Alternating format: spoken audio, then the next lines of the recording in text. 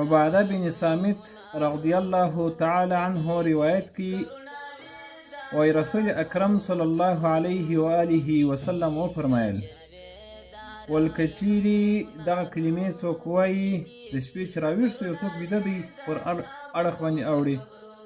یا هم تږی دی راویښ سو نو دا کلمې ووایي بیا د هغه څخه وروسته هر ډول دعا چې وکړي الله تعالی جل جلاله یې دعا قبلوي. کلمې ډېرې اسانه دي خو څه اوږدې دي که چیرې تاسې پر یو کاغذ باندې ولیکئ بیا یې سر ته کښېږدئ د شپې چې راویښ سولاست دا کلمې ووایاست وروسته دعا وکړئ ځکه پیغمبر صلی الله علیه وآله وسلم ګارنټي ورکوي چې الله تعالی جل جلاله به دعا قبلوي. کلمې دا دي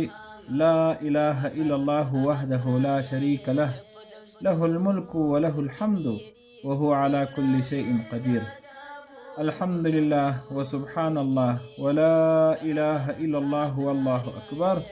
ولا حول ولا قوة الا بالله. دا کلمې بیا هم دا خبرو ته تکرارومه که چیرې څوک پر یو کاغذ باندې ولیکي که په یادېدل یې نه پر کاغذ دې ولیکي چې د شپې راویښ سو د کاغذ د مخه څه دې ووایي بیا دې دعا وکړي